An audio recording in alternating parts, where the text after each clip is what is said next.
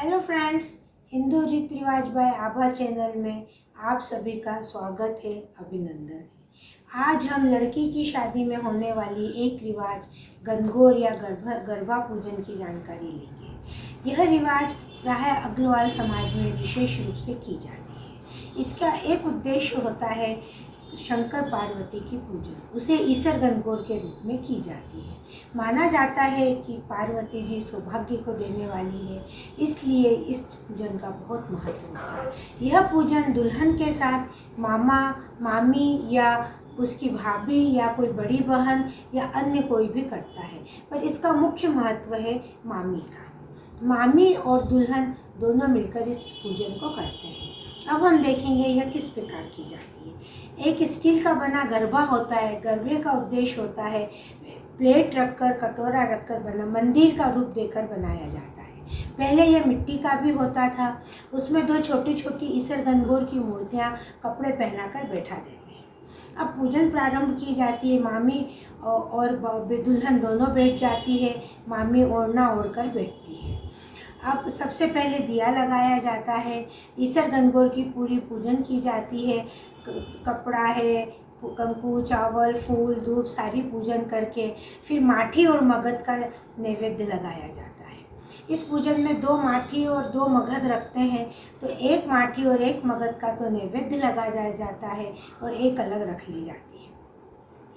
अब इसमें विशेष रूप में जो हम कहते हैं कि हाथ पीले करना। मामी एक दोने में या कटोरी में हल्दी घोलकर दुल्हन के दोनों हाथ पर पूरे अच्छे से हल्दी लगाती है। पार्वती जी को बिछिया और पायल चढ़ाकर दुल्हन को बिछिया पहनाई जाती है, पायल पहनाई जाती है। उसके बाद गीत गाकर ईसर गणगौर की पूजा की जाती है। जो हम गणगौर में गीत गाते हैं, गौरिये गणगौर माता खोले की वाड़ी, उसके बाद गौर गौर गोमती ईसर पूजे पार्वती वाला गीत गाकर 16 बार गणगौर पूजी जाती है। कंकु, चावल, मेहंदी और काजल की पाटे पर दोनों जने टिकी लगाते हैं 16-16, और गणगौर पूजकर लोटे के अंदर ओड़ा कोड़ा वाला गीत गाकर किया जाता है। ओड़ो कोड़ो छे घुघराए, ये वाली रिवाज की जाती है। उसके बाद एक गीत चुंदड़ी का, एक गीत जवारे का गाया जाता है और एक गीत और गणगौर माता का गाया जाता है। इस प्रकार ये 5 गीत हो जाते हैं। अब इसके बाद मामी और दुल्हन दोनों खड़े हो जाते हैं। मामी अपने सामने दुल्हन को कर लेती है और जो माठी मगध होती है वो अपने ओढ़ने में रखकर खोस लेती है, और जो नाड़ा होता है वो मामी अपने पैरों में अंगूठे से लपेटकर ऊपर हाथ तक रखती है। और अब दुल्हन को आगे लेकर लोटा हाथ में लेकर उस पूरी गणगौर माता की 3 या 5 परिक्रमा देती है, ढोक दिलाते हैं और ये काम आशीष देते हैं कि हे गणगौर माता, इस बच्ची को आप अपना अच्छा सुहाग का आशीर्वाद देना। इस प्रकार यह पूजन संपन्न होती है। इसके बाद जो कन्यावल का व्रत होता है, जो लड़की करती है, वो ख़त्म हो जाता है और मामी और लड़की दोनों एक ही थाली में भोजन करती है। इसके बाद हम देखेंगे एक और शादी में इसी के साथ साथ होती है दाद की रिवाज। यह भी प्राय अग्रवालों में ज़्यादा की जाती है।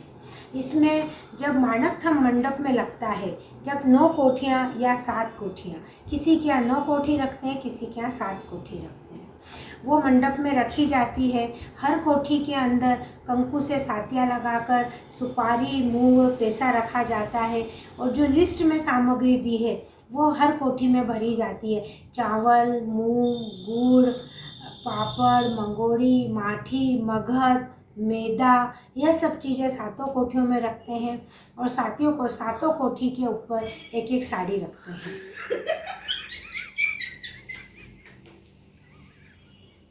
स्टॉप कर